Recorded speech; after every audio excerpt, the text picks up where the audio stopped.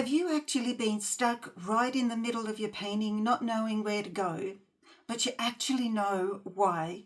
You know that you haven't planned it, and so therefore you're just trying different things and hoping for the best. Well, we've all done that before. They've told you before that you need a tonal value sketch because then you'll know what you're doing, but that's too hard too. So what do? I have the solution. It is my grey paper method. No, this isn't my method. This has been around for centuries. It's just not talked about much, but it's my favourite way of doing things. And you say, what's that? Well, that's when everything in your picture is basically a mid-value, grey. And there are a few things that are white or black, or thereabouts. So that's how we're going to do our tonal value sketch today and make the painting a complicated bush scene way easier than you expected. I'll leave a list of all the materials I'm using in the description below. You can try squinting right down to the point where we only see masses of light, dark and medium. Although this method works really well, it's also straining on our eyes. To make it easier for ourselves when we're doing a tonal sketch, it's way easier to think of everything is already medium in the 4, 5, 6 range. And all we need to do is find our lights and darks.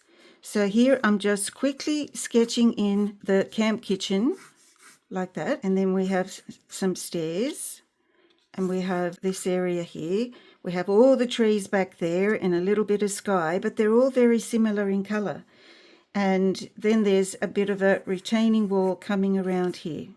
All right, so if I come in with some kind of white pencil, this is a white charcoal pencil. I want most of the roof here to be white. That's simple. And this side of the house is going to be light as well. And there'll be a little bit of shadow underneath the roof, but that's really not significant at the moment. We might have a bit of light on our rocks. And then I'm going to come in with a Art Graph water-soluble graphite pencil. This is all medium, but now I'm just going for what's going to be darker.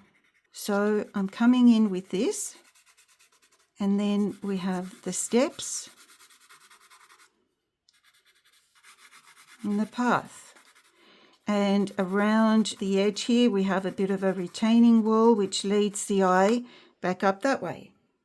So I can take a brush now to dissolve the graphite pencil and it will dry lighter. This is a 6B as I mentioned.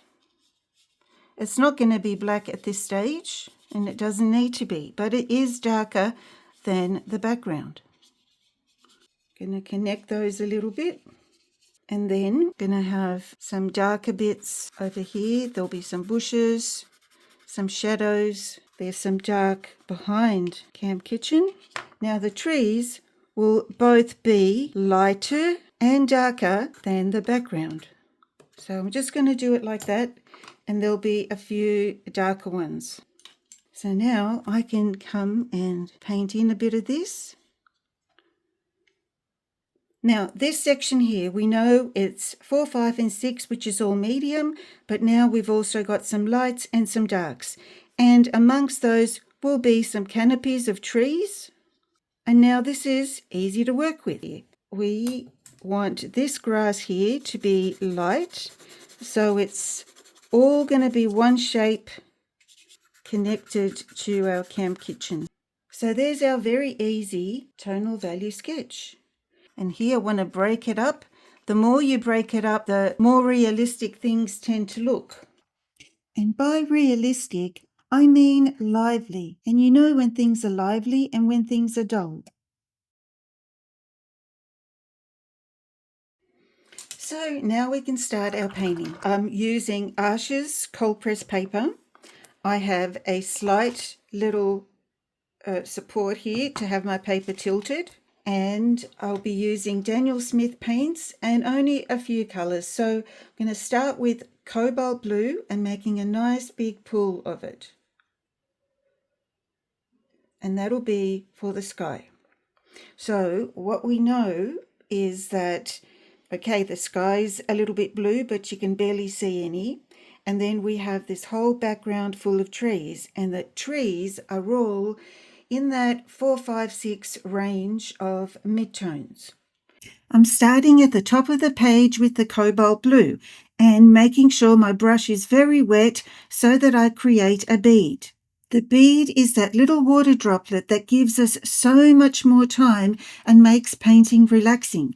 If you'd like to see my previous video on the bead and how it works for you, see the video up here.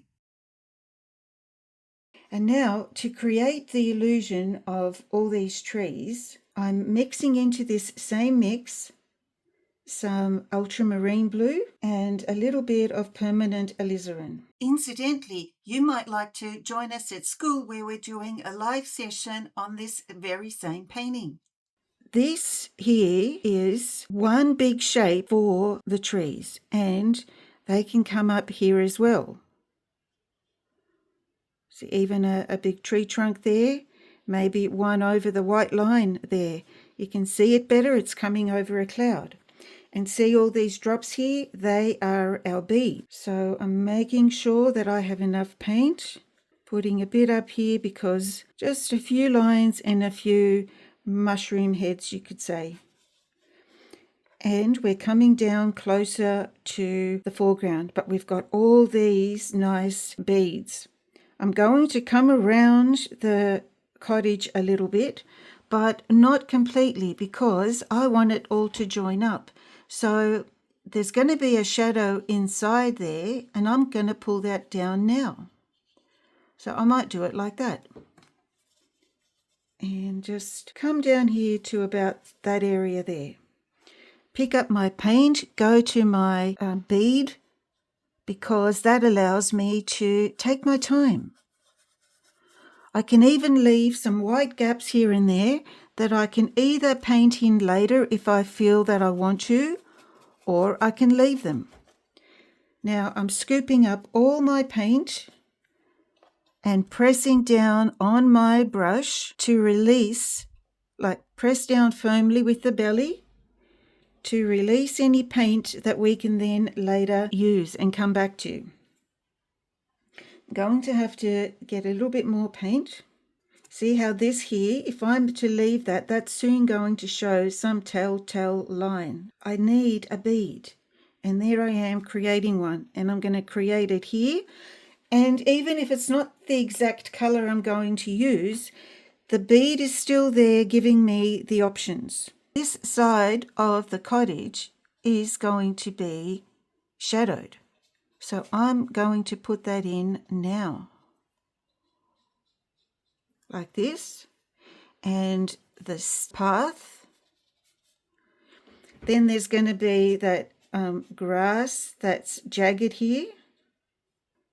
The path will come down here, and I'm adding some darks to the shadowed side of the retaining wall, making its way around, which also leads the viewer's eye around the painting.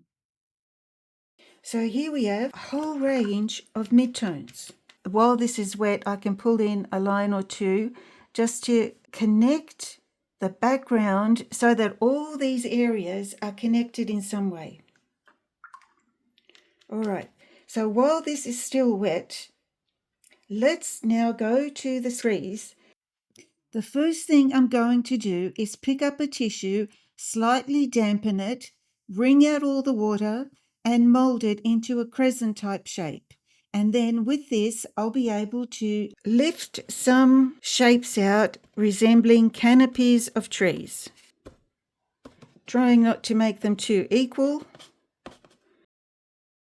Now I can come into these shapes, and I'm taking some buff titanium, with a bit of lemon, and add some colour. I can vary the colour with a bit of yellow ochre. I'm going to mix them up a bit. I'm taking my trusty old fan brush. Now, I just want to show you something. My bead is kind of disappearing in this section. It doesn't really matter what colour I put there, but I want to put some moisture there. just so that later on I can come back to it as if I had never left. But you can only add moisture like this if the background is still very wet. If it's started to dry, then you can't add more moisture because doing this will create a cauliflower, unless that's what you'd like. Now going back to these trees, taking some ultramarine blue and a little bit of permanent alizarin, because it's better that the greys, the bluey greys, are more bluey purpley. So look, I'm just coming in underneath the canopies to create some shadow, and the shadows are not particularly green, they're always grey. When you look at any trees out, you'll notice that all the shadowed part of the canopies seem to be the same colour as the trunks of the trees they're attached to. I'm going to come in with the dagger brush and with this same colour, pull a few tree trunks to these trees, varying thicknesses. So we're going to have light tree trunks and dark ones. Don't need a lot, just something to really suggest that now we've got our background going. And now with a palette knife, the paint is nicely damp. I'm going to scrape in a few trees. You have to be comfortable with the way you hold your palette knife, and it's good to practice to get the best kind of strokes that you can with it. I like to do them jagged because it gives me the feeling of the tree. I'm going to come here and like so. And I think that looks like a really nice bush scene. And now I can come in with the same purpley mix, and I can add some colour here and there. Might be here in front of the tree trunk, that's okay. And here the tree trunk might be dark. There could be a bush there. That could be dark in there. So essentially, there is our background. Now, after all that time that we've been creating the bush, we can now return to the bead because there it is just waiting for us. Very, very patiently. I'm going to take some light tea-like burnt sienna and add it to that spot between the cottage and the bush. And I can leave a few little white bits and allow some of the colour to bleed in, which is always really nice. But leaving some white gaps actually works really well. So for now, that's all I'm going to do there. And now I'm adding some burnt sienna, just a slightly stronger value to the retaining wall because I want the darkest darks to be on the cottage, not on the retaining wall. And then for the grassy part, I think I might like some buff titanium and some lemon. And here, if you leave a little bit of white, that will already suggest some of the highlights. So the sun could be hitting this wall like that. And then you can pull some of this colour in. Because all this was the white shape, which means that it's light. It doesn't mean that it's white, it means that it's light. I am going to mix this with the yellow and the burnt sienna and leave the windows blank and just come down a bit like that. Again, I've left some white, so I'm leaving scope for myself. All right, so let's wait for this to dry. Okay, so now everything's dry. And the first thing I'm going to do actually is this bush over here was meant to be lighter. So I'm going to wet it a little bit here and there. Just let the water sit there for a second before I lift some of it. I'm going to the shadow, the building, and the path because at the moment it's all still a medium tone, but this we know needs to be darker. But at the same time, allowed to leave some of what's there showing through. I'm using a flat brush. This is a Rosemary & Co. short flat red dot. And with some milky, very thin creamy burnt sienna, I'm going to come here under the roof, pull some into the roof because it's corrugated iron, and create some windows, some slats, and a doorway. And then I'm going to pull this colour into the path so it's all connected. It's a little bit dry brushed. So now you can see that it is the shadowed side of the building. Now with a bit of our blue from before, blue-grey, I might add a little bit of, got to make it a little bit wetter, a bit of shadow to these windows just from this side. And now a little bit of a windowsill, make it a little bit thicker. And using broken lines will often help the situation because they just look more lively when the lines are broken. I'm happy with that for now. And now coming down onto these rocks, I want to give them a little bit of shape. So with the burnt sienna into the blue, I'm going to think of these shapes as if the sun is hitting them and there's some shadows there. So this is like a retaining wall with just a few strokes to indicate that something's happening here. Bit of shadow in there. And this one could be stronger. Alrighty, so going back to this area here that I've wet previously, I'm going to lift it. And now we have some lighter bushes. If you wet an area first and then allow it to sit, it will be easier to lift. So now I can add a little bit of yellow and yellow ochre and a bit of buff titanium and make some of that a little bit deeper in colour, and some more grasses here.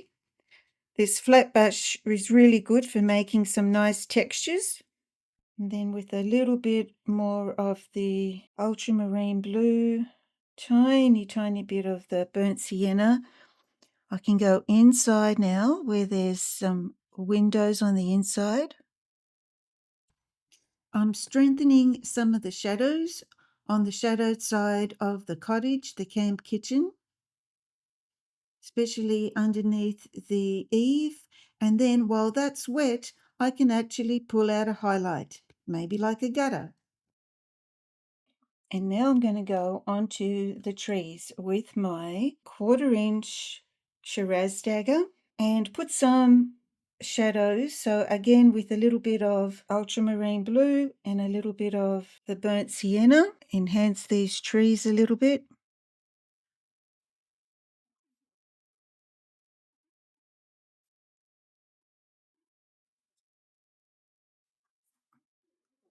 And this one. And then in Australia, we often have stringy bark falling down, hanging off the branches, which was certainly the case here in Blackwood, Victoria. A few more darks here and there.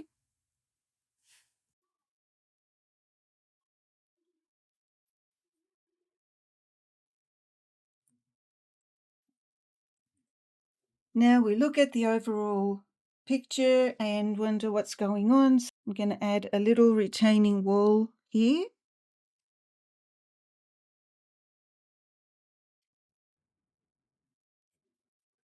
And put some darker bits in, like, shadows, rocks, stones, whatever.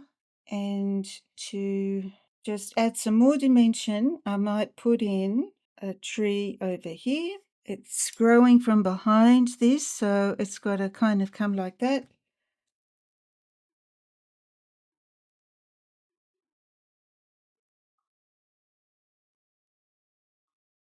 Might make the tree a little bit fatter down the bottom and then Give it a bit of a highlight with my palette knife.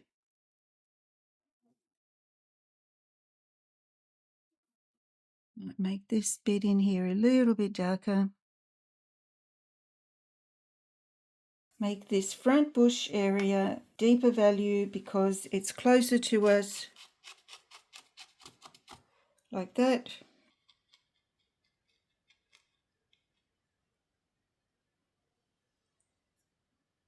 I'm just repeating a few little things here and there. Give this a go and try it on your very next project and be surprised at the results. You can do this.